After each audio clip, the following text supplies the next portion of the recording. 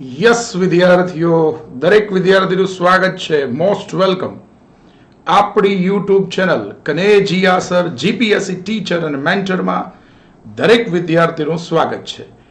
તો બધા વિદ્યાર્થીઓ ફટાફટ જોડાઈ ગયા હશે. તો બસ, તો આજે આપણે આપણા એન્વાયરમેન્ટની જે સિરીઝ ચાલી રહી છે, જે આવનારી forest guard, DYSO, STI, PSI, constable બધા માટે મહત્વની છે, એનો આજે પાર્ટ 7 છે. ઓકે, તો સરસ મજાનો આપણે પાર્ટ 7 ભણીશું. અને હા, જો તમે યુટ્યુબ ચેનલ સબસ્ક્રાઇબ ન કરી હોય તો ફટાફટ સબસ્ક્રાઇબ કરી શકો છો. આજનો વિડીયો લાઈક પણ કરી શકો છો, તમારા મિત્ર વર્તુળમાં શેર પણ કરી શકો. અને હા, આ પાર્ટ 7 છે. આના પહેલાના પાર્ટ ટોટલ 6 કન્ડક્ટ થઈ ગયા છે. એ આગળના 6 પાર્ટ જોવા માટે આપણી યુટ્યુબ ચેનલની પ્લેલિસ્ટમાં જઈ શકો છો. ઇવન નીચે ડિસ્ક્રિપ્શનમાં પ્લેલિસ્ટ મેન્શન કરેલું છે, તો એ પ્લેલિસ્ટની મદદથી પણ આગળના લેક્ચર્સ જોઈ શકશો. ઓકે, ચલો તો વિદ્યાર્થીઓ, હવે આપણે આ સિરીઝમાં આગળ જઈએ છીએ અને રોજે રોજ એન્વાયરમેન્ટનો એક લેક્ચર્સ અપલોડ કરવામાં આવશે. હવે એમાં જોઈ શકો છો, પહેલો ક્વેશ્ચન્સ છે, બહુ જ સરળ ક્વેશ્ચન્સ છે, પણ એમાં થોડું ટ્રિકી પણ છે. ઇકોટોનના સંદર્ભમાં વિચારવાનું છે. ઇકોટોન એક પર્યાવરણને લગતો કીવર્ડ છે, પર્યાવરણને લગતો ટેકનિકલ વર્ડ છે. એના સંદર્ભમાં તમારે વિચારવાનું છે અને મને જણાવવાનું છે કે ઇકોટોનના સંદર્ભમાં કયું વિધાન સાચું છે. પહેલું વિધાન લખ્યું છે કે બે અલગ અલગ નિવસન તંત્ર જે છે એના મિલન સ્થાનને ઇકોટોન કહે છે. બરાબર, એ પહેલું વિધાન કંઈક એ ટાઈપનું લખ્યું છે. અને બીજું વિધાન જે લખ્યું છે એ જોઈ શકો છો કે ઇકોટોનની જૈવ વિવિધતા હંમેશા વધારે હોય છે. તો વિચારવાનો પ્રયત્ન કરો બધા ફટાફટ કે કયું વિધાન સાચું છે. ફક્ત એક, ફક્ત બે, એક અને બે બંને, કે એક પણ નહીં. તો જો વિદ્યાર્થીઓ, અહીંયા આપેલા બંને વિધાનો સાચા છે. પહેલું વિધાન પણ સાચું છે અને બીજું વિધાન પણ સાચા છે. બીજું વિધાન પણ સાચું છે. હવે હું સાબિત કરી આપું એ તો સમજવાનું છે. અને એવી કન્સેપ્ચ્યુઅલ પ્રિપરેશન હવે 2023માં અત્યંત અનિવાર્ય છે વિદ્યાર્થીઓ. તો એ તો સમજીશું આપણે કે પહેલું વિધાન જે છે એ ઇકોટોનની વ્યાખ્યાના સંદર્ભમાં છે. તો જરા સમજાવું કે ઇકોટોન શું છે. તો જુઓ, વૈજ્ઞાનિક ભાષામાં ઇકોટોનનો મતલબ શું થાય ખબર છે? બે અલગ અલગ નિવસન તંત્રનું એ મિલન સ્થાન છે. જુઓ સમજાવું. દાખલા તરીકે એક બાજુ જે નિવસન તંત્ર છે એ માની લો કે ગંગા નદીનું નિવસન તંત્ર. બધા વિદ્યાર્થીઓ ધ્યાનથી જોતા રહેશે અને પોતાની નોટબુકમાં લખતા પણ જશે. અને હા, ટેલિગ્રામ ચેનલમાં પણ જોડાઈ શકો છો, તમને પીડીએફ મળતી રહેશે. નીચે ટેલિગ્રામ ચેનલ મેન્શન કરેલી છે. તો એક બાજુ છે ગંગા નદીનું નિવસન તંત્ર અને વિદ્યાર્થીઓ બીજી બાજુ છે બંગાળાની ખાડીનું નિવસન તંત્ર. ચલો, તો તમારી નજર સામે સ્ક્રીન પર બે અલગ અલગ નિવસન તંત્ર થઈ ગયા. હા, થઈ ગયા. એક ગંગા નદીનું નિવસન તંત્ર અને બીજું બંગાળાની ખાડીનું નિવસન તંત્ર. અને આ બે અલગ અલગ નિવસન તંત્ર જે જગ્યાએ ભેગા થાય એ વિસ્તાર એટલે સુંદરવનનો વિસ્તાર છે. યસ, તો સુંદરવનનો વિસ્તાર એટલે શું થયું કે આ બે અલગ અલગ નિવસન તંત્ર મિલન સ્થાન થયું. તો એ હિસાબે જોવા જઈએ તો આ સુંદરવન જે છે એ પર્યાવરણની ભાષામાં એક પ્રકારનું ઇકોટોન છે. યસ, બિલકુલ વિદ્યાર્થીઓ, તો સાબિત થઈ ગયું. બધાને ઇકોટોનની વ્યાખ્યા પણ ખબર પડી ગઈ હશે. અહીંયા ઇકોટોનનું ઉદાહરણ છે સુંદરવન અને ઇકોટોનની સિમ્પલ વ્યાખ્યા થાય બે અલગ અલગ નિવસન તંત્રનું મિલન સ્થાન. ઓકે, અને હા, બીજી વસ્તુ ખાસ યાદ રાખવી કે ઇકોટોનનો જે વિસ્તાર હોય ને એની જૈવ વિવિધતા વધારે જ હોય. આ એક યુનિવર્સલ ટ્રુથ છે, એક યુનિવર્સલ નિયમ છે પર્યાવરણનો કે ભાઈ જે ઇકોટોનનો વિસ્તાર હોય ને એની જૈવ વિવિધતા હંમેશા વધારે જ હોય. તો જુઓ વિદ્યાર્થીઓ, અહીંયા તમે જોઈ શકો છો સુંદરવન એની જૈવ વિવિધતા માટે, એટલે ઇંગ્લિશમાં બોલે તો બાયોડાયવર્સિટી માટે વર્લ્ડ લેવલે ફેમસ છે, કારણ કે ઇકોટોનનો વિસ્તાર છે. ઇકોટોનના વિસ્તારમાં જૈવ વિવિધતા વધારે જ હોય, જૈવ વિવિધતા વધારે જ હોય. અને હા, જૈવ વિવિધતાની વ્યાખ્યા તો બધાને ખ્યાલ જ હશે. જૈવ વિવિધતા જેને ઇંગ્લિશમાં બાયોડાયવર્સિટી કહેવાય. બાયોડાયવર્સિટીની સિમ્પલ ડેફિનેશન થાય કોઈ પર્ટિક્યુલર વિસ્તારમાં અલગ અલગ જાતિના સજીવો અસ્તિત્વ ધરાવતા હોય તો એ વિસ્તારની બાયોડાયવર્સિટી વધારે છે એવું કહી શકાય. યસ, અલગ અલગ જાતિના સજીવો અસ્તિત્વ ધરાવતા હોય તો એની બાયોડાયવર્સિટી વધારે છે એવું કહી શકાય. એ હિસાબે સુંદરવનની બાયોડાયવર્સિટી વધારે છે. અને હા, એ પણ ખબર હશે વિદ્યાર્થીઓ, સુંદરવનનો વિસ્તાર જે છે ને એ આપણા ભારતમાં પણ પ્રસરેલો છે અને બાંગ્લાદેશમાં પણ પ્રસર્યો છે. મતલબ વેસ્ટ બેંગોલ એટલે આપણું ભારત અને ઈસ્ટ બેંગોલ એટલે બાંગ્લાદેશ, પૂર્વ બંગાળ એટલે બાંગ્લાદેશ. આ બંને જગ્યાએ આનો વિસ્તાર પથરેલો છે. અને યસ, સુંદરવનનો વિસ્તાર ભારતમાં પણ છે અને બાંગ્લાદેશમાં પણ છે. અને હા, આ વસ્તુ પણ નોંધવી જરૂરી છે કે ભારત કરતાં બાંગ્લાદેશમાં સુંદરવનનો વિસ્તાર વધારે છે. ઓકે, એટલે ભારત કરતાં બાંગ્લાદેશમાં એનો વિસ્તાર વધારે રહેશે. આઈ હોપ સો ક્લિયર થઈ ગયું છે. તો આવી કન્સેપ્ચ્યુઅલ પ્રિપરેશન આપણા પ્લેટફોર્મ કનેજીયા સર જીપીએસસી ટીચર અને મેન્ટરમાં કરાવવામાં આવશે. જો તમને આ વિડીયો મસ્ત મજાનો ગમ્યો હોય, પસંદ આવ્યો હોય, તો તમે એને લાઈક કરી શકો છો અને ખાસ તમારા મિત્ર વર્તુળમાં એને ભરપૂર માત્રામાં શેર કરી શકો છો, તો બધાને આનો લાભ મળી શકે. ચલો, બરાબર છે, પરફેક્ટ. ચલો, તો ફાઇનલી આનો આન્સર શું આવશે? તો બધાને ખબર પડી ગઈ, બંને વિધાન સાચા છે. એટલે આનો આન્સર જે છે સી આવશે. સી આનો આન્સર થશે. ઓકે, સરસ. પહેલો ક્વેશ્ચન ક્લિયર થઈ ગયો બધાને. ઓકે, ચલો હવે સેકન્ડ ક્વેશ્ચન તમારી સ્ક્રીન પર આવી રહ્યો છે. આ તો પ્રમાણમાં સરળ છે.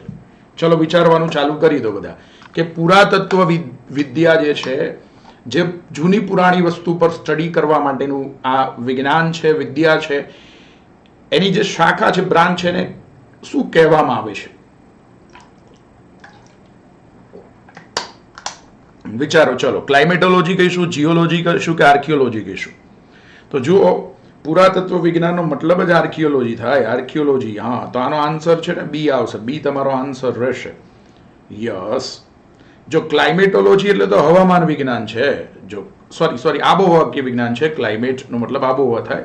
ક્લાઇમેટોલોજી મતલબ તમે સમજી શકો છો. યસ, ક્લાઇમેટોલોજી. યસ, એ તો વિદ્યાર્થીઓ આબોહવાકીય વિજ્ઞાન છે. આબોહવાકીય વિજ્ઞાન છે. પછી જીઓલોજી જે છે એ પણ તમને બધાને ખબર હશે કે પૃથ્વીની સપાટી સાથે સંકળાયેલું વિજ્ઞાન છે. યસ, પૃથ્વીની સપાટી સાથે સંકળાયેલું વિજ્ઞાન જે છે જીઓલોજી છે. અને આર્કિયોલોજી એટલે પુરાતત્વ વિજ્ઞાન છે. પુરાતત્વ વિજ્ઞાન છે. અને આ પુરાતત્વ વિજ્ઞાન છે એનો મતલબ શું થયું કે એને જૂની પુરાણી વસ્તુમાં રસ હોય. ઇન શોર્ટ કહી શકાય કે આર્કિયોલોજી વાળા જે હોય ને બધાને કબાડી વાળા પણ કહી શકાય. એમ જસ્ટ હસવા માટે છે. મતલબ એમને જૂની પુરાણી વસ્તુમાં રસ હોય. મતલબ કે કેટલા વર્ષ પહેલા અસ્તિત્વમાં હશે એના પર અભ્યાસ કરે. ફોર એક્ઝામ્પલ, કોઈ અવશેષ મળી જાય તો અવશેષમાં રિસર્ચ કરે અને પછી કહે કે કેટલા વર્ષો પહેલા અહીંયા સજીવો વસવાટ કરતા હશે. ઇન શોર્ટ આ પુરાતત્વ વિજ્ઞાન એટલે આર્કિયોલોજી. અને આર્કિયોલોજીમાં જે એક્સપર્ટ વ્યક્તિ હોય એને આર્કિયોલોજિસ્ટ કહેવાય. અને આર્કિયોલોજિસ્ટ હોય ને એને જૂની પુરાણી વસ્તુમાં જ રસ હોય. હા, ઇન શોર્ટ એ કબાડી વાળો છે. મારા મત મુજબ આપણા બોલિવૂડમાં પણ એક આર્કિયોલોજિસ્ટ તો છે જ. તમે જાણો છો આપણા બોલિવૂડમાં કોણ આર્કિયોલોજિસ્ટ છે? વિચારો ને બધા. એને પણ જૂની પુરાણી વસ્તુમાં જ રસ છે.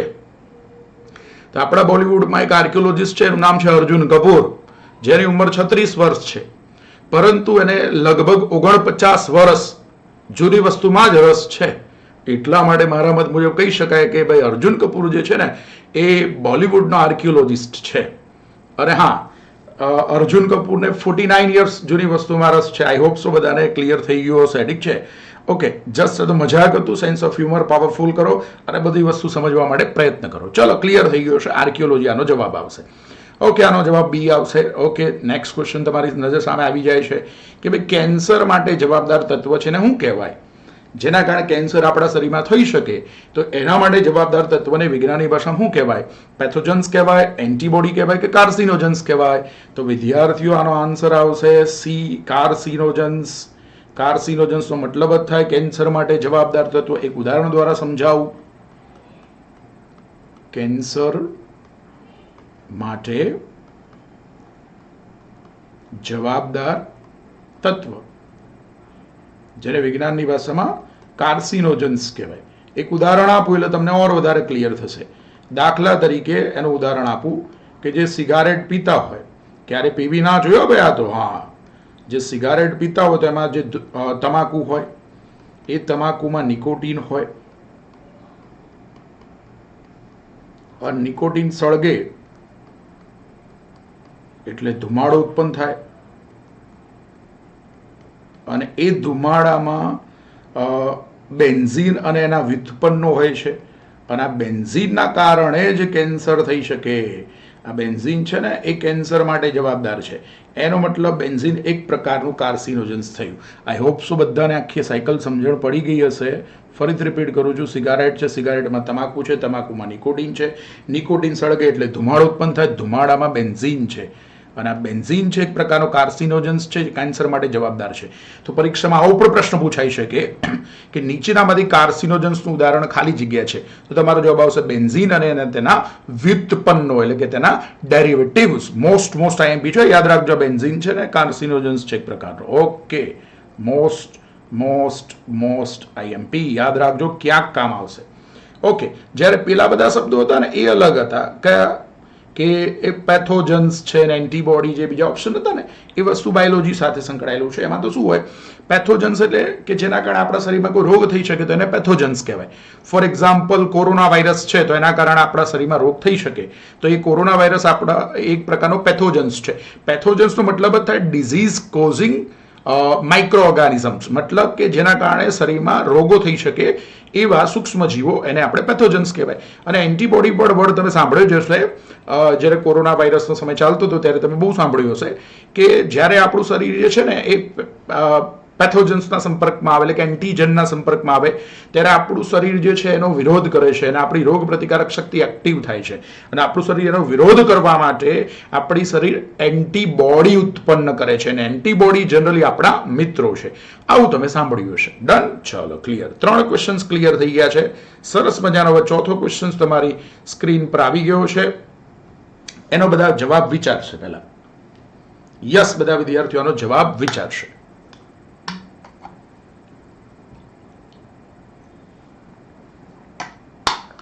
અને બધાએ સરસ મજાની પ્રિપરેશન આપણા પ્લેટફોર્મ પર કરતા રહેવાનું છે.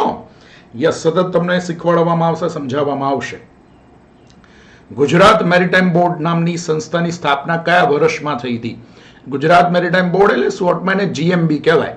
હા, જે મેરીટાઈમ એક્ટિવિટી સાથે સંકળાયેલી ગુજરાતની સૌથી મહત્વની સંસ્થા છે. મેરીટાઈમ એક્ટિવિટી દરિયાઈ પ્રવૃત્તિ, એમાં દરિયાઈ પોર્ટ છે, આ બધી બાબતો સાથે સંકળાયેલી ગુજરાતની સૌથી મહત્વની સંસ્થા છે ગુજરાત મેરીટાઈમ બોર્ડ. અને આ સ્વાભાવિકપણે આ સંસ્થા બહુ મહત્વની હોય કારણ કે સૌથી લાંબો દરિયા કિનારો પણ ગુજરાતને જ મળ્યો છે, લગભગ 1600 કિલોમીટર લાંબો દરિયા કિનારો.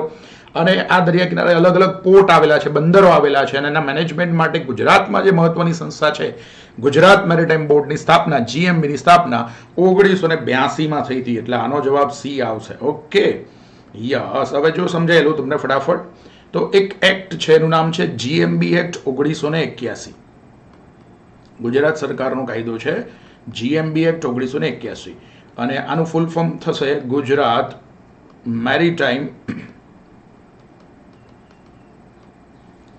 Board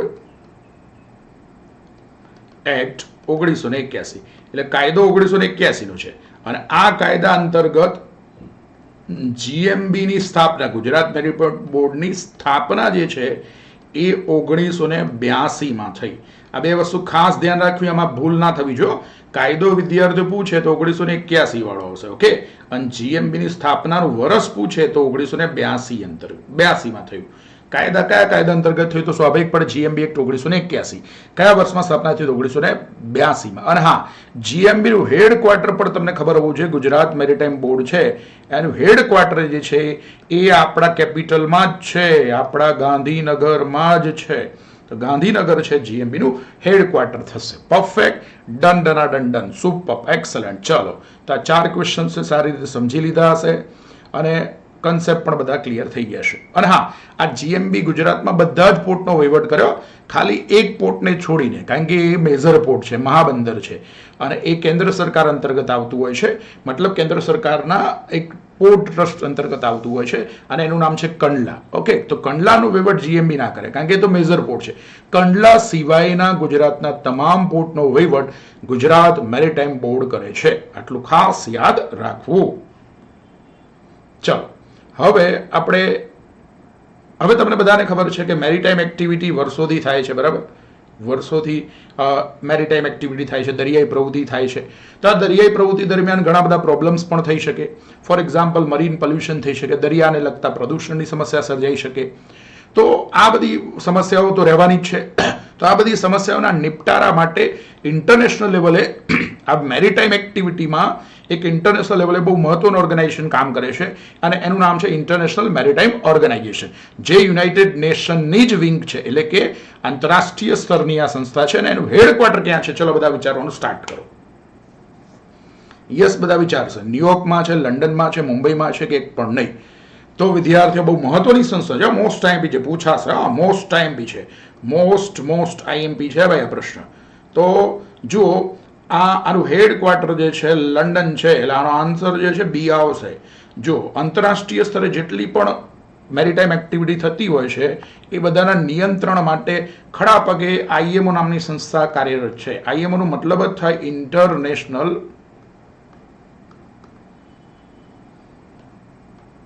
maritime activity, maritime organisation. એ તમામ મેરીટાઈમ એક્ટિવિટી પર ધ્યાન રાખે, ચાહે એ પોર્ટ સેક્ટર હોય એટલે કે બંદર વિભાગ હોય, કે ચાહે શિપ મેકિંગ ઇન્ડસ્ટ્રી હોય,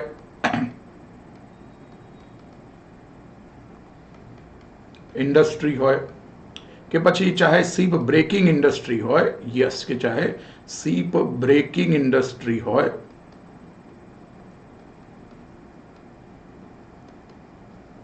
હા, આ તમામ પ્રકારની મેરીટાઈમ એક્ટિવિટી થતી હોય. યા સ્પોર્ટ સેક્ટર છે, શિપ મેકિંગ, શિપ બ્રેકિંગ, આ બધી જ, કે પછી મધદરીય મનુષ્યના જીવની કિંમત, આ બધી જ એક્ટિવિટીને ઇન્ટરનેશનલે રન કરે છે આઈએમઓ નામની સંસ્થા, ઇન્ટરનેશનલ મેરીટાઈમ ઓર્ગેનાઇઝેશન. હા, મરીન પોલ્યુશનને રોકવા માટે પણ પ્રયત્ન કરે. યસ, આ સંસ્થા મરીન પોલ્યુશનને અટકાવવા માટે પણ પ્રયત્ન કરે, મરીન પોલ્યુશન દરિયાઈ પ્રદૂષણને રોકવા માટે પ્રયત્ન કરે. હા, દાખલા તરીકે તમે સાંભળ્યું જ હશે કે ભાઈ સૌથી ગંભીર મરીન પોલ્યુશનની સમસ્યા જો કોઈ હોય, સૌથી ગંભીર મરીન પોલ્યુશનની જો સમસ્યા હોય તો ઓઇલ સ્પીલ છે, ઓઇલ રેડાવું, જે દરિયામાં ઓઇલ રેડાઈ જાય છે, જેના કારણે દરિયાઈ જીવસૃષ્ટિને પુષ્કળ નુકસાન થતું હોય છે. તો આ બધાને રોકવા માટે આઈએમઓ ખડા પગે કામ કરે છે અને આ આઈએમઓ છે યુનાઇટેડ નેશનનો જ ભાગ છે, યુનાઇટેડ નેશનનો જ ભાગ છે. અને હા, બીજું, આ આઈએમઓની જે હેડક્વાર્ટર છે ખાસ યાદ રાખવાનું છે લંડન. તો ઇંગ્લેન્ડમાં જે લંડન ફેમસ સિટી છે, વર્લ્ડ લેવલે ફેમસ સિટી છે લંડન, તો લંડનનું હેડક્વાર્ટર આઈએમઓ છે. ઓકે, યસ, આ ખાસ વસ્તુ યાદ રાખવી. ચલો, એટલું ક્લિયર થઈ ગયું છે, એટલા માટે આનો આન્સર લંડન આવશે, બી આનો આન્સર આવશે. ચલો, આજે આપણે છેલ્લો ક્વેશ્ચન પર ચર્ચા કરીએ છીએ કે ભારતનું સૌથી પહેલું પ્રાઇવેટ પોર્ટ, ભારતનું સૌથી પહેલું ખાનગી માલિકીનું સી પોર્ટ હોય તે કયું છે? મોસ્ટ આઈએમપી છે. આમ તો જનરલી શું હોય કે ભારતમાં જે પોર્ટ છે મોટાભાગે ગવર્મેન્ટ સેક્ટર અંતર્ગત આવતા હોય છે, પરંતુ ભારતનું એક પહેલું પ્રાઇવેટ પોર્ટ જે છે, પ્રાઇવેટ સી પોર્ટ છે, એ બહુ ફેમસ છે, પૂછાઈ શકે, અને એનો આન્સર પીપાવાવ આવશે. યસ, પીપાવાવ જે છે એ તમે અમરેલી નજીક જાઓ તો તમને પીપાવાવ જોવા મળશે, જે ભારતનું પ્રથમ સી પોર્ટ છે. હા, ભારતનું પ્રથમ સી પોર્ટ, ભારતનું સૌપ્રથમ પ્રાઇવેટ સીપોર્ટ, એમ સૌપ્રથમ. યસ વિદ્યાર્થીઓ, પ્રાઇવેટ સીપોર્ટ જે છે એ પીપાવાવ છે, જે અમરેલીમાં આવેલું છે. Yes, perfect. ભાવનગરથી આગળ જાઓ એટલે અમરેલીમાં આવેલું છે પીપાવાવ. યસ, જે ભારતનું સૌપ્રથમ પ્રાઇવેટ સીપોર્ટ છે. ઓકે, અને હા, પેલું તો તમે મુન્દ્રામાં, જે કચ્છમાં મુન્દ્રા ખાતે છે ને, મુન્દ્રા ખાતે, મુન્દ્રા પોર્ટ જે આપણે કહીએ છીએ, એ મુન્દ્રા પોર્ટ ટ્રિપલ પી પ્રોગ્રામ છે વિદ્યાર્થીઓ. હા, ટ્રિપલ પી નો મતલબ પબ્લિક પ્રાઇવેટ પાર્ટનરશિપ. યસ, એટલે એમાં જો પબ્લિકના પૈસા પણ છે, મતલબ જાહેર સરકાર પણ જોડાયેલી છે. એ પબ્લિક તરીકે તમે જીએમબી વિચારી શકો, ગુજરાત મેરીટાઈમ બોર્ડ, એ સરકાર થઈ, બરાબર, પબ્લિક થઈ. ઓકે, અને પ્રાઇવેટ પાર્ટી એટલે અદાણી પાર્ટી, અદાણી ગ્રુપ છે. યસ, અદાણી ગ્રુપ છે. ઓકે, યસ, તો બંનેની સહિયારીનું પાર્ટનરશિપનું આ છે, એટલા માટે એને ટ્રિપલ પી પ્રોગ્રામ કહેવાય. ઘણા એવું બોલતા હોય છે કે ભાઈ મુન્દ્રા પોર્ટ છે અદાણીનું પોર્ટ છે, એવું નહીં, અદાણીનું છે એવું ના બોલાય, એ ટ્રિપલ પી પ્રોગ્રામ અંતર્ગત છે. ઓકે, એકચ્યુઅલમાં કેવું છે કે ત્યાં મુન્દ્રામાં જે પોર્ટ જે છે ને એનું ઇન્ફ્રાસ્ટ્રક્ચર ડેવલપ કરી આપ્યું છે સરકારે, ગુજરાત સરકારના જીએમબી ઇન્ફ્રાસ્ટ્રક્ચર સરસ મજાનું ડેવલપ કરી આપ્યું, અને મતલબ જહાજને લાંગરવા માટે જેટી બાંધી આપી, આ બધો ખર્ચો જીએમબી ઉઠાવ્યો, ગુજરાત સરકારે ઉઠાવ્યો. અને પછી આજની તારીખમાં એ મુન્દ્રા પોર્ટને રન કરવા માટે, એટલે કે ઓપરેશનલ કોસ્ટ જે આવે, એટલે કે એને ચલાવવા માટેનો જે ખર્ચો આવે એ પ્રાઇવેટ પાર્ટી ઉઠાવે છે, મતલબ અદાણી ગ્રુપ ઉઠાવે છે, એટલા માટે થઈ ગયું ને ટ્રિપલ પી પ્રોગ્રામ. યસ. તો આ રીતે આજના લેક્ચર્સમાં આપણે બધા પ્રશ્નો જોઈ લીધા, એ પણ બધા જ કન્સેપ્ચ્યુઅલ પ્રશ્નો હતા.